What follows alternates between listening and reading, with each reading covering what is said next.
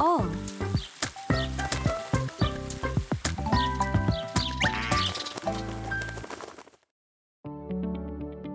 시청자 여러분 안녕하십니까? 파워 인터뷰 진행을 맡은 김진중입니다. 지난 5월 30일 22대 국회가 개원했습니다. 파워 인터뷰에서는 22대 국회의원 당선인을 모시고 그들이 그리는 대한민국 그리고 지역의 이야기를 나눠볼까 하는데요.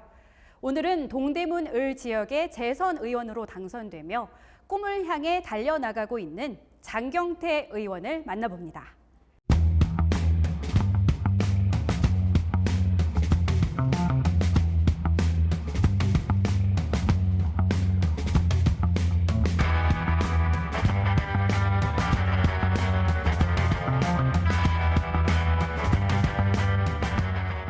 목표는 전 서울시장이 목표입니다. 그래서 지방에서 올라와서 제가 겪었던 정말 서울 시민으로서 살아가면서 힘들었던 고생했던 일들을 정책으로 풀어보고 싶어요. 늘 어려울 때는 가장 어려운 사람들이 가장 힘들거든요. 대학교 다닐 때부터 계속 고시원과 반지하를 살고 있었기 때문에 서울 시민이 느끼는 고생에 대해서 잘 알고 있는 국회의원이라고 생각합니다. 서울 시민의 전체적 삶을 함께 좀 고민해보고 싶어요.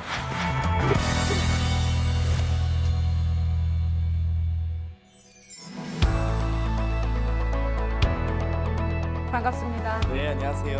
반갑습니다. 22대 국회 개원한 지 얼마 지나지 않았는데 정말 바쁜 일정 소화하고 계실 것 같아요. 어떻게 지내고 계신가요, 지금? 네, 일단은 국회 개원보다도 전에 총선 끝나고 나서 지역 주민들에게 감사 인사를 많이 드렸고요. 또 여러 가지 개원 준비와 또 여러 가지 당 내에서 역할을 맡은 게 있어서 여러 가지 그 개정 작업들에 제가 최일선에서 일을 하고 있었습니다. 그래서 이 국회 개원과 또 당의 업무뿐만 아니라 이번에 지역에서 또 희소식이 있어서 그 관련된 일도 함께 진행하고 있습니다. 말씀하신 희소식 관련해서는 뒤에 이어서 말씀 나누도록 하고요. 장경태 의원님 하면 안 해본 아르바이트가 없다, 안 해본 경험이 없다 할 정도로 20대 때 다양한 것들을 하신 걸로 알고 있는데 네, 뭐 혼자서 기댈 곳 없이 자립하기 위해선 열심히 사는 수밖에 없죠. 그때 젊을 시절 20대 때 한 경험이 정치를 하는 데 있어서 어떤 도움을 좀 주는 것 같나요? 여러 저는 일뿐만 아니라 인턴십도 많이 했었는데요.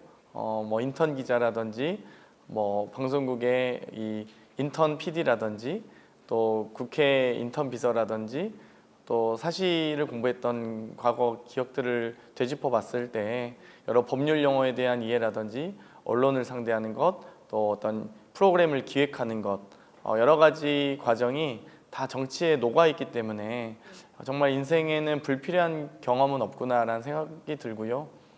다른 어떤 아르바이트, 뭐 편의점 알바나 당구장 알바 등도 여러 민생과 관련된 의제를 논의할 때 큰 도움을 얻고 있습니다. 그래서 저는 정말 인생의 경험은 불필요한 게 없다라고 생각하고 있어요. 이제 저희가 22대 국회 그리고 지역과 관련된 이야기를 좀 나눠볼까 하는데요. 22대 국회 들어와서 이건 꼭 해결해야 되겠다라고 생각하는 과제가 있다면 어떤 걸 말씀을 좀 하실 수 있을까요?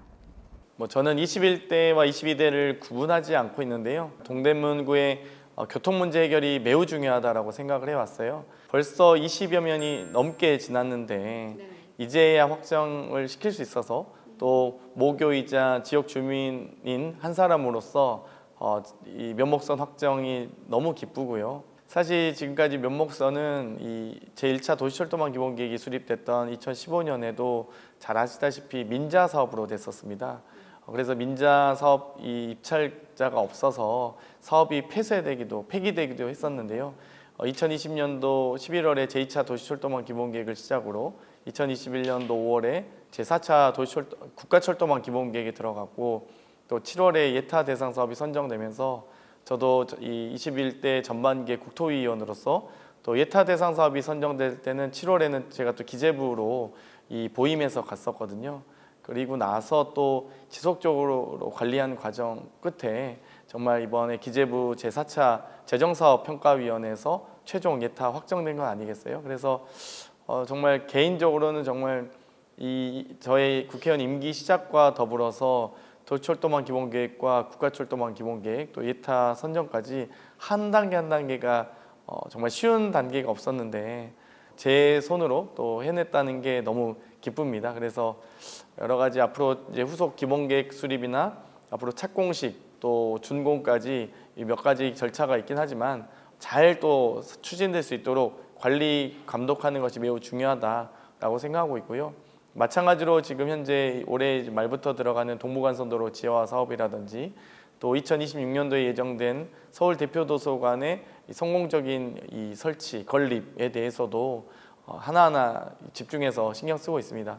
그렇기 때문에 지역에 정말 주민들께서 정말 젊은 국회의원이 와서 젊은 도시를 만들어 가고 있고 또 약속을 지키는 정치를 하는구나라는 것을 꼭 보답하고 싶습니다. 보여드리고 싶고요.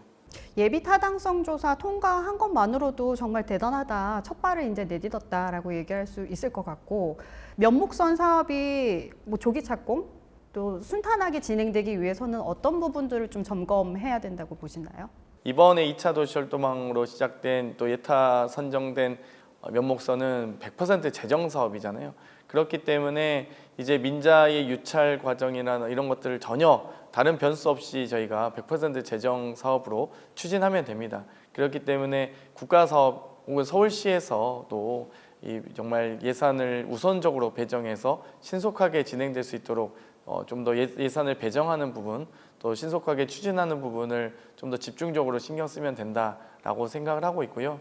아마 이제 기본계획이나 앞으로 실시계획 등을 할 때 조금 더 빠르게 추진될 수 있도록 지속적으로 서울시와 또 국토부 등과도 협의해 나갈 예정입니다. 주민분들께서 지켜보고 계시니까 조기 착공 이루어질 수 있도록 힘을 많이 쓰셔야 되겠습니다. 네, 저도 면목선 근처에 살고 있어서요. 네. 주민의 한 사람으로서 정말 간절하게 바라고 있습니다. 이어서 이 사안은 선거 때 굉장히 핫 이슈였어요. 모교인 시립대 공공의대 설치하는 공약 관련된 부분인데 뭐 지금 사회적 흐름 자체도 의정 갈등이 계속해서 이어지고 있는 상황이기도 하고 이 관련된 공약을 어떻게 실현할 것인가 과연 실현 가능한 공약일까라는 질문을 던질 수밖에 없는데 어떻게 답변을 주실 수 있을까요? 의대 정원 1,500명 이상 확대하겠다. 이미 이제 지방의대에 많이 배정을 했습니다만 아쉽게도 이 공공의대 설치와 관련된 인원을 배정하지 않아서 매우 아쉽게 생각하거든요. 서울시립대 공공의대를 위한 많은 절차와 과정들이 있거든요.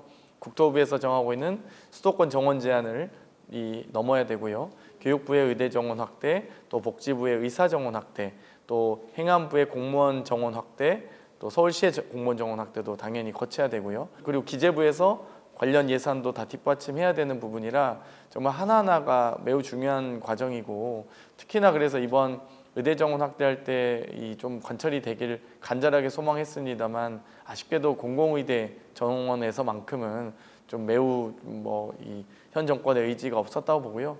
저는 4년 전에 노력했듯이 앞으로 공공의대 정원에 대해서 현재 의대 정원 확대만으로는 이 필수 의료 과목에 대한 정원이 확보되지 않았기 때문에 앞으로 많은 분들이 공공의대의 필요성 또 필수 진료 과목에 대한 지원 이런 부분들이 매우 중요하다고 여기실 거라 생각하고 그래서 그 부분에 대해서도 공공의대 설치에 대해서 관련 입법과 또 법사위에서도 또 관련 법들이 잘 통과될 수 있도록 최선을 다해서 노력할 예정입니다.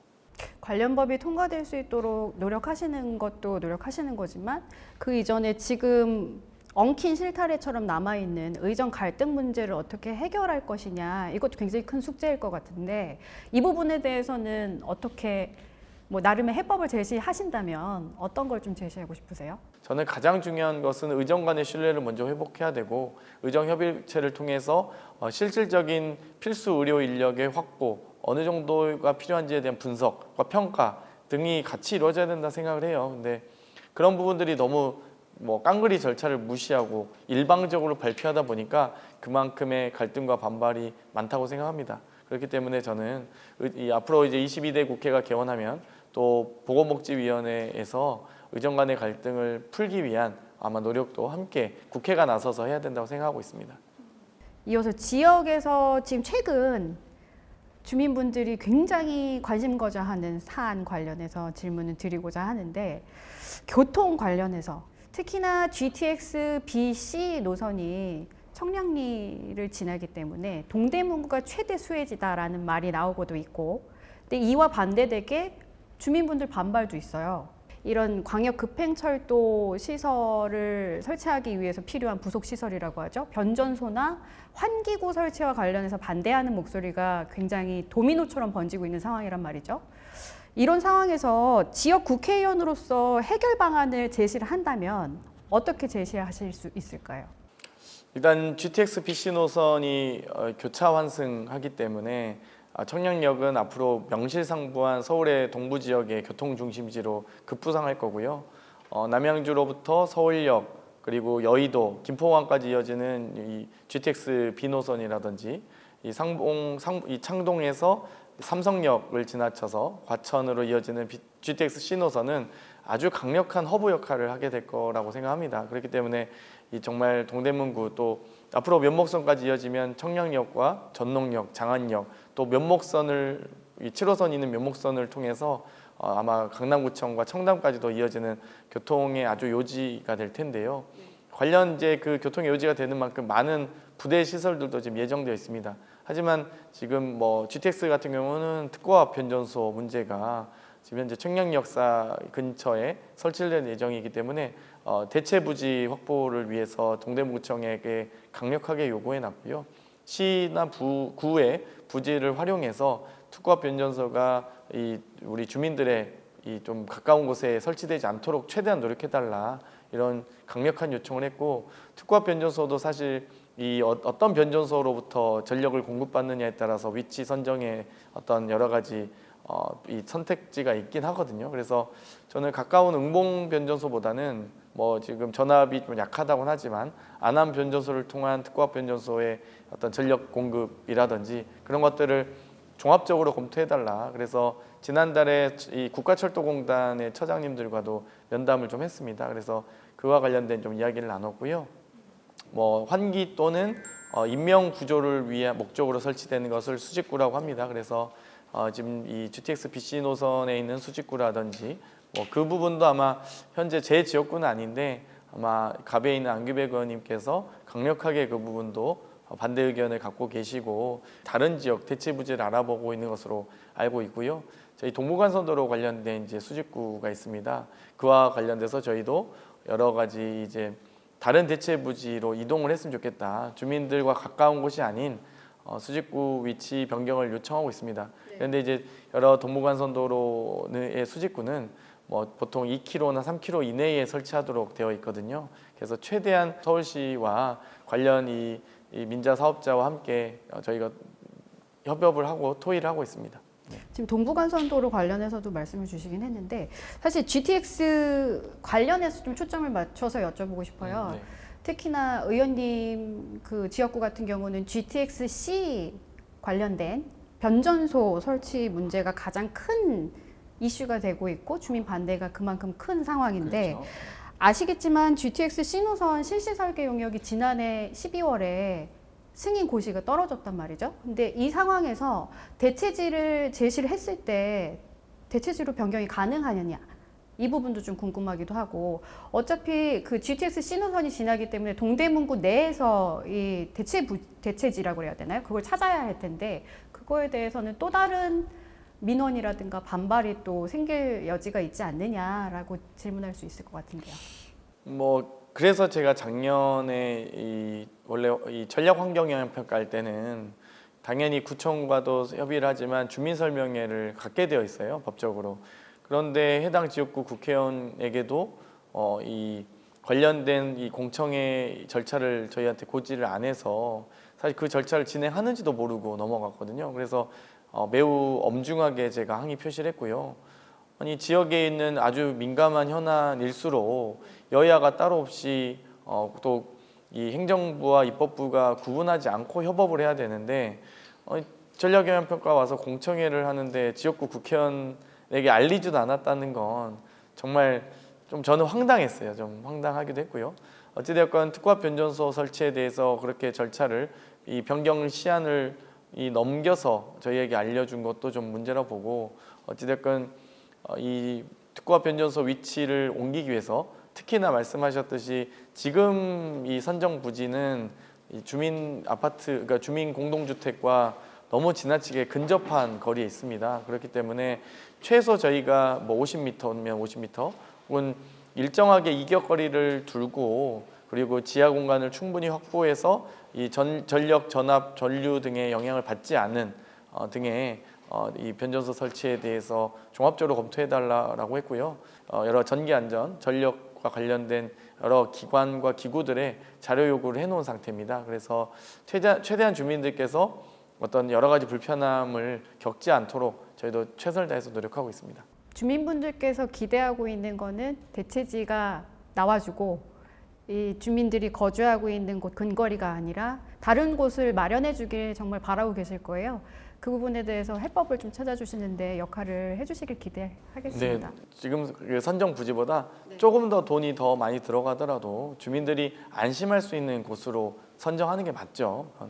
그렇기 때문에 저희가 갖고 있는 또 동대문구청이 갖고 있는 가능한 모든 행정 권한을 다 사용해 달라고 요청했습니다. 네, 앞으로 변화가 있기를 좀 기대를 해보겠습니다. 네. 이어서 질문드릴 부분은 교육 관련된 부분인데요. 지역 주민분들이 교통 외에 교육 관련해서도 굉장히 관심을 가져 하시죠. 특히나 제가 취재하면서 이런 얘기들 많이 하시는 걸 들었어요. 동대문구는 굉장히 살만한 동네인데 교육에 있어서는 좀 많이 약하다. 아이들 키우기에 교육 부분이 굉장히 걱정이 된다. 이 말씀을 하시더라고요. 마땅한 중고등학교가 없다라는 주민분들 목소리에 대해서는 어떻게 생각하시나요? 저도 그 주장에 대해서 당연히 의견에 대해서 상당히 공감하면서도요. 지금 이제 학령 인구 감소로 인한 또 서울 이 관내의 이 고등학교 신설에 대해서 매우 교육부가 아주 소극적인 건 사실이에요. 그래서 그런 부분이 좀 아쉽기도 하고 또 동대문구와 중랑구가 동부지원청으로 묶여 있기 때문에 동대문구와 중랑구의 학령 인구를 종합적으로 검토해서 고등학교, 중고등학교 교육과정을 설치하고 있기 때문에 저희가 그 부분에 대해서 좀 아쉽게도 생각하고 있습니다. 저희가 올해 동대문구의 교육정비 예산을 100억에서 120억으로 대폭 상향 조정하기도 했고요. 또 이 과거 고등학교 부지라고 불려왔던 서울 대표 도서관의 설치에 대해서 강력하고 신속하게 좀 추진했으면 좋겠다. 원래 기본 계획상은 2023년 착공에 2025년 완공이었는데 지금 현재 변경 계획에는 2026년 착공에 29년 완공으로 2년이나 그러니까 더 늦춰지기도 하고 공사 기간도 4년으로 늘었거든요. 서울 대표도서관은 2,500억 예산이 드는 사업이고 서울시립도서관은 1,000억 정도의 예산이 드는 사업인데 아직까지 서울시에서는 예산을 감축한 적은 없다라고는 하고 있지만 공사 기간도 늦추고 공사 기간도 늘린 상황에서 서울 대표도서관을 시립도서관으로 격화시킨 것은 저희가 강력하게 규탄하고 항의하고 있고요. 지금 이 민주당 소속 서울시의원은 없기 때문에 해당 국민의힘 소속 이 서울시의원님들께도 저희가 이 부분은 좀 막아주십사 또 간곡하게 또 요청드리고 있습니다. 아무튼 이 지역 현안과 관련돼서는 이 정당과 여야가 따로 없거든요. 그렇기 때문에 함께 힘을 모아서 우리 교육 환경을 개선하기 위해서 또 서울 대표도서관을 만들어가기 위해서 노력해야 된다라고 말씀드리고 있고요. 또 이번에 동대문 구의회에서 의미 있는 조례가 지금 발의가 됐습니다. 그래서 지금까지는 이 관내에 있는 고등학교의 성적 우수자에 대해서만 구에서 장학금을 지급했다면 동대문구 주민이 타지이죠. 소위 저희는 중랑구 정도일 텐데 타지의 고등학교를 갔을 때에도 장학금을 지급하도록 하는 여러 가지 교육 지원비 명목의 그런 조례 개정안들도 지금 발의돼서 아마 7월 중에 통과될 것으로 예상되고 있는데요. 또 관외일지라도 여러 가지 교육 환경 개선에 도움이 된다고만 한다면 교통 인프라라든지 편의 제공도 충분히 저희가 검토하고 있다라고 말씀드릴 수 있겠습니다. 교육 관련해서 질문을 드리니까 지역의 교육 환경 관련해서 하고 있는 노력들 관련해서 줄줄이 답변이 나오네요. 네, 열심히 하는데요. 마음 같아서는 고등학교 하나 정말 명문고 짠 하고 만들었으면 좋겠는데 그게 쉽지는 않은데요. 일단 내년에 또 한번 이 서울시 교육청에서 교육환경 실태조사와 여러 종합평가 계획이 있어서 점검 회의가 있어서요. 그 점검 회의에서 강력하게 우리 동대문구의 교육 환경을 개선할 수 있도록 또 서울시 교육청에 요청드릴 예정입니다. 이렇게 열심히 일하다 보면 지쳐 쓰러지기도 할 텐데 다시 일어서서 뛰게 만드는 원동력이라고 할까요? 그런 힘은 어디서 나오는지. 저는 일단 즐거운 것 같아요. 너무 정치가 저는 너무 천직이고 너무 즐겁다고 생각하는데요. 예전에도 누군가가 어떤 문제가 생기면 뭐 문제가 있어요라고 기자님들은 알리는 직업이잖아요.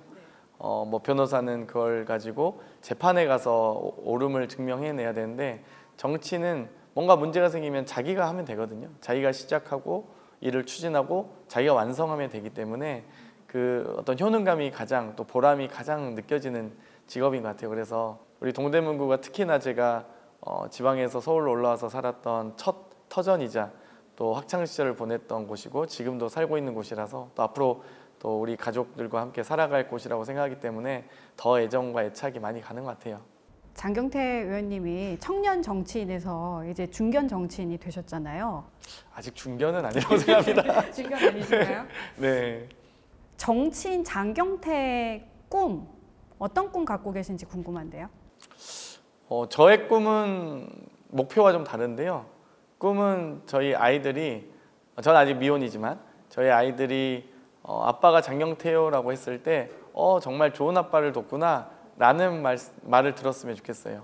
그래서 그런 사람이 되기 위해서 노력할 거고 목표는 전 서울시장이 목표입니다. 그래서 정말 지방에서 올라와서 제가 겪었던 정말 일자리나 주거나 교육이나 어떤 부채나 금융과 관련된 문제부터 여러 가지 먹거리에 대한 것까지 정말 서울 시민으로서 살아가면서 힘들었던 고생했던 일들을 좀 정책으로 풀어보고 싶어요.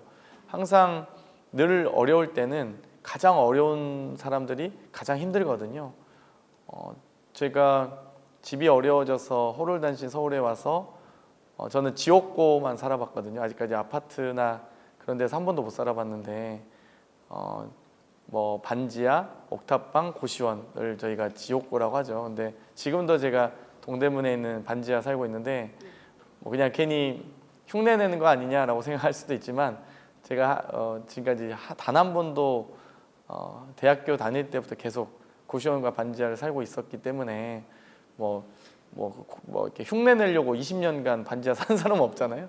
그래서 저는 어느 누구보다 서울 시민의 문제, 그러니까 서울 시민이 느끼는 어려움과 고통에 대해서 고생에 대해서 잘 알고 있는 국회의원이라고 생각합니다. 그래서 그 문제를 해결하기 위해서 앞으로도 최선을 다할 예정이고요.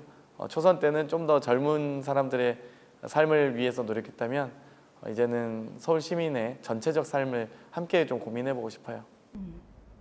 앞서서 서울시장이 되는 게 꿈이라고 하셨는데 최연소 서울시장에 도전하실 의향이 있으신가요?